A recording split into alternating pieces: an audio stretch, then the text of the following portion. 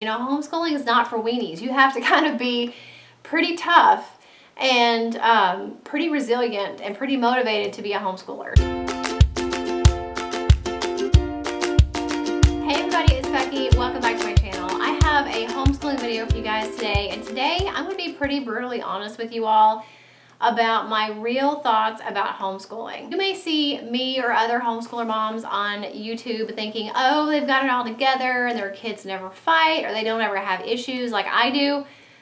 But trust me, we all as homeschool moms have issues. We all have days, sometimes weeks or months or an entire year where it's a struggle, things aren't always easy, and I really feel like I like to be as honest with you guys as possible, even if it's not always what you want to hear. I'm on here talking about curriculum, and most of the time it's things that we love or different things like that. I don't ever really share kind of the hard part of homeschooling, and I really wanted to share it with you guys in today's video and just be really honest with you guys. So I have a couple things that I want to share with you that I do not like about homeschooling, but don't worry, it's not going to be a negative Nancy video, because every negative has a positive, and I think pretty much every negative that I have to say in this video, there is a positive side to it. So I feel like that's important, because I don't want to be like, wah, wah, you know, Debbie Downer the whole time. But I still want to kind of throw these things out there and let you guys know that I struggle with these things. I think these things. I've experienced these things. And if you are already a homeschooler and you've had some of these things happen to you, or you've thought some of these things, that you're not alone. And if you are thinking about homeschooling, I want to give you something else to think about. Maybe from somebody who's been homeschooling for a little while, kind of what it's really like on the day-to-day to be a homeschool mom. The first thing I don't like about being a homeschool mom is it is very difficult to be the one in charge of your child's education. When my oldest daughter was in public school up until the middle of 4th grade, so even though I still was like a very active parent, I volunteered and I did help her with her homework and all that stuff, at the end of the day, I was not the primary person in charge of her education. She would go to school and have these teachers in her life for 6 or 7 hours a day. They were in charge of her education. They were the ones making sure that she was doing what she was supposed to be doing. They were the ones, grading her work and helping her if she needed help or something like that. They were the ones that taught her to read. They were the ones that did all this stuff. It was not me. And so when you're a homeschool mom, it is a very scary situation to be the one in charge of your kid's education, because you think, what if I screw it up? What if I'm not teaching them the right stuff? What if I'm not making their work hard enough? What if I'm making their work too hard? You know, those are all things that I think as a homeschool parent we feel and we experience.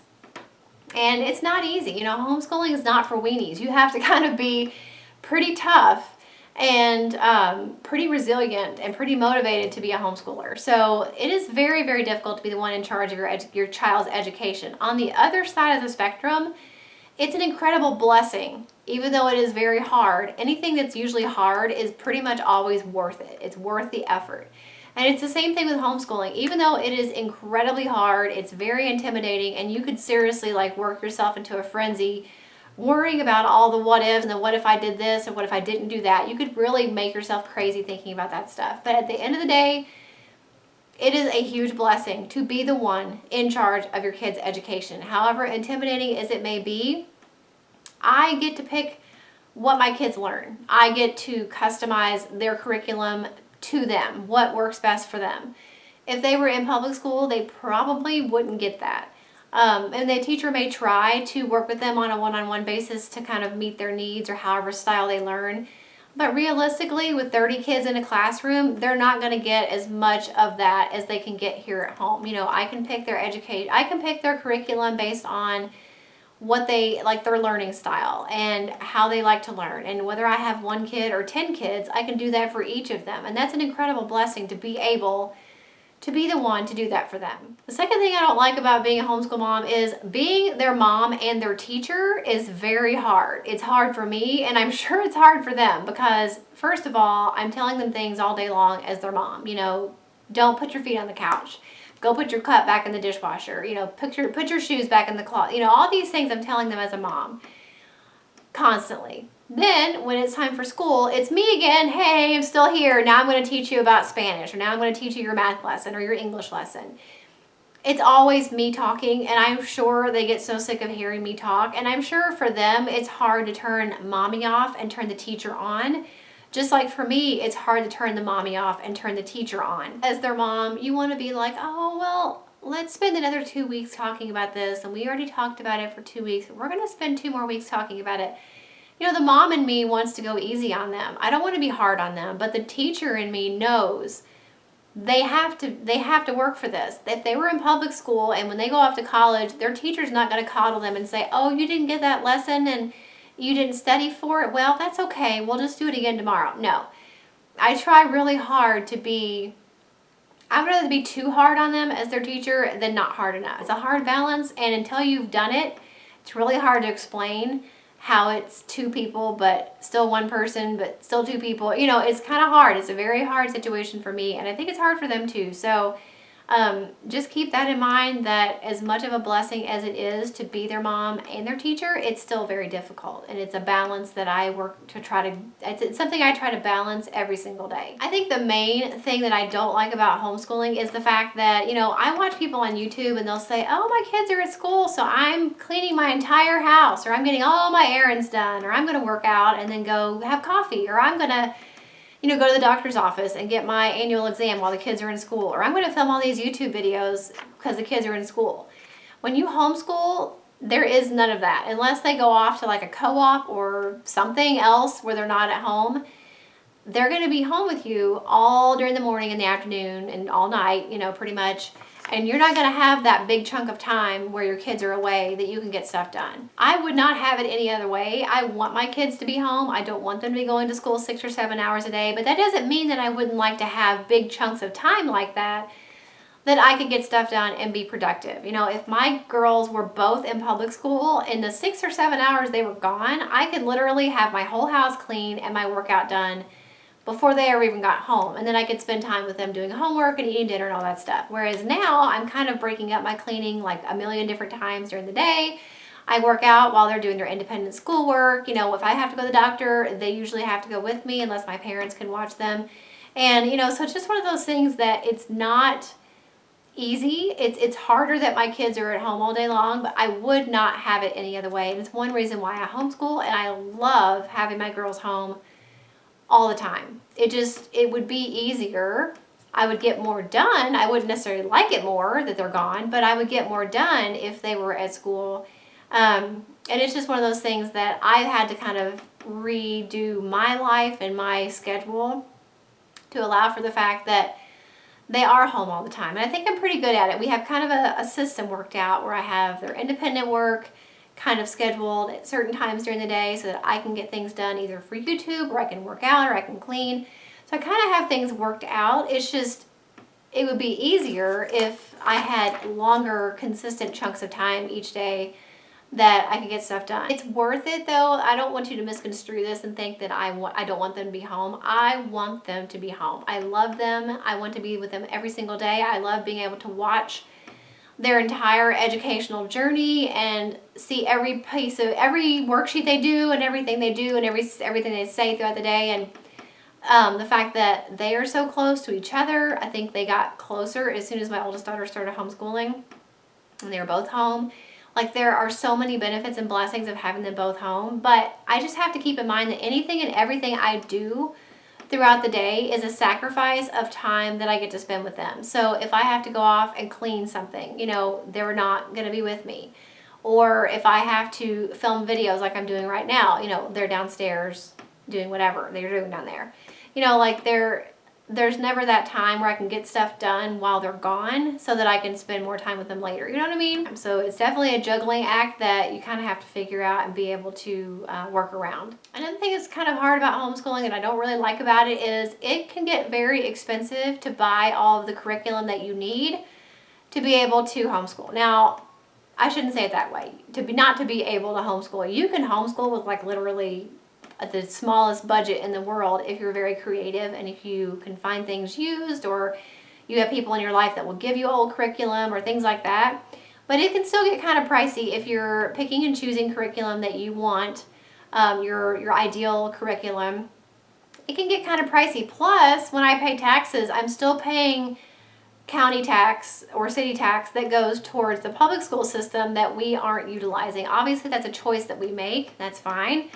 But it does get kind of expensive paying for curriculum, and it can get expensive. But on the flip side of that, I love being able to pick their curriculum. You know, when they were in public school, or when she was in public school, my oldest daughter, I didn't get to pick their curriculum. I didn't get to have any say-so whatsoever in the curriculum they taught them. I didn't get to choose what they told them, whether it was something we agreed with or not. She couldn't talk about the Bible in school, whereas now we can obviously incorporate that into our school.